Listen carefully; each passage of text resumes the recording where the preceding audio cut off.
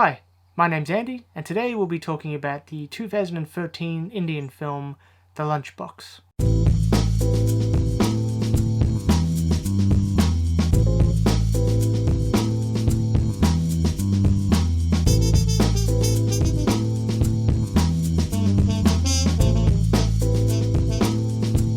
I had been recommended to see this film for a while, and I missed it when it initially came out. It's not your typical, if there is such a thing as a typical Indian film. What I mean by that is that it's not a Bollywood film as such, even though it is, filmed in Mumbai and it's starring some great Bollywood stars. The plot of the film revolves around basically in India it's called the Dabawala system. Hopefully I'm getting that right. Basically, it's like a food delivery system for a lot of mainly office workers, but I imagine workers of all sorts in India. The plot of this movie, The Lunchbox, is that one of these lunchboxes gets given to the wrong person. In this case, it's a young, maybe early 30s, mid-30s housewife who has a husband that she's a little estranged with. He's working all the time. They have a little daughter, and they're trying to kind of brighten things up in that her relationship with her husband. She starts really putting a lot of effort into these lunches that she's making him. But unfortunately, something goes wrong with the Dabawala system, and this lunchbox gets delivered to a older man, a widower, played by the rest in peace Irrfan Khan, who is a great Indian film star who's been not just in a lot of great Indian films, but a lot of great Western films as well. And basically he gets his lunchbox by mistake, and he finds the food really enjoyable. And basically what begins is a series of letter writing between this older widowed office worker. I think he works as an accountant. He's an accountant. And this young wife, a series of letters where they get to know each other, and a romance of sorts, a very subtle romance, I might add, begins to develop and bloom. I mean, all the hype that I've heard about and all the praise is so richly deserved in such a warm, hearted film that I think doesn't place too much emphasis on the wildness of what such a plot device could potentially be. I imagine if another director, not just an Indian director, but or a Bollywood director, but even someone in the West, they could take this story and you could see how it could potentially become a bit silly in its execution, or maybe in some of the big romantic gestures that a film like this normally, I say normally, but maybe from popular demand, would warrant in terms of how we digest certain romantic films. But this film plays it really low-key, and I was surprised to learn that it was a first-time filmmaker to feature filmmaking. He'd made shorts before. I'll just find his name here. Ritesh Batra, if I'm saying that right. And I would have thought that this film was made by someone who'd been working, and I mean, granted, he probably was working in the business for quite a while, but someone who'd been making feature films for quite a while, because there is so much confidence in the story, and he really trusts the audience, and he also wrote the script, I should add, but he really trusts the audience in leaving them with short,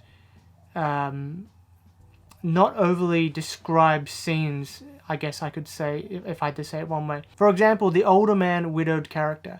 There's a few scenes, very short, but their pacing is really excellent, where you see him going to his home, and you can, and at this point I'm not even sure if you're aware that he's a widower, but he is, talks to some of the local street kids in the area who their ball has gone into his property, and he kind of is just a bit of a mean, grumpy sort. At least that's what you gather. And then he's sitting on like the equivalent of a back porch in his house, and he's looking over into his neighbor's house, which is where some of the kids belong, in that house. And even though he was just mean to them, he's like having a cigarette and he's looking out there, and you can just feel the loneliness in there. And some of those scenes are quite amusing when he's mean. Some of the kids closing the window on him as he's looking in. He wants connection. He wants to feel, but he's maybe partially afraid. At work, he's very good at his job, but I think he's his reputation for being a bit of a grump or a bit of a loner. And on the flip side of that, the young wife who's trying to put some spark back into her marriage, she's full of life, but she just her husband's not willing to come to the party, I guess, and she has this musing daydreams where she imagines taking her daughter and going to the country of Bhutan, which, if people don't know, it's I think it's somewhere. I don't think it's in the Himalayas, but it's in that region. It's a very mountainous region where apparently it's the happiest country on earth, according to some polls. I don't know if that has something to do with the oxygen levels or something like that. That's an argument that can be made. But she is great in this. The actor's name is Nimrat Kaur. Probably pronouncing that wrong, and she is absolutely wonderful. There's a lot of banter between her and this Indian auntie from the flat upstairs, who you never see, but you always hear her voice, and the auntie's always giving her advice and about cooking, what to put into the curry, but also like the auntie's story is quite sad. She has this ill husband that she's taking care of, and this is all you never see. It's all said through dialogue. This voice just coming from the upstairs flat, and it's really great. And there's a sad, quite metaphorical story, I guess you could say, where she's talking about her husband's really ill and I think he's in some kind of coma, and they thought that he was going to die, but then the fan in his room that goes above his bed, when that started turning or something like that, it's almost like the auntie's put the fan going, as if keeping him alive, her husband, because he reacted in some way to when the fan was going, and she has this whole thing about if the fan ever stops moving and stops going, then her husband will die. And I think, there's all these little things like that where I think you can take what you will from it, but it's kind of saying something deeper about the characters' lives and the nature of life itself, in terms of relationships, in terms of what is life about, and when things that happen to a life, like you lose your partner or your marriage is failing, how you react to those challenges and how do you react to those elements in your lives. Now, I don't want to go too much into spoilery territory because I think it's a film that needs to really be experienced, and I say this about most films, and I will let people know if I ever do decide to spoil an element of it, but I think it's just really rich in character and like there's nothing too, I hate saying it this way, but there's nothing too flashy about it. It all feels very lived in. The choice of shots, there's a lot of static shots that are kind of just absorbing the characters' environments and absorbing the way they live. So at times, it kind of almost feels like a documentary, and I don't mean like a documentary where it's like handheld running and gunning and like it all feels like you're just capturing stuff happening. It's almost like there's a secret filmmaker in the corner of these rooms where these characters are experiencing their lives and just filming them living in their environments.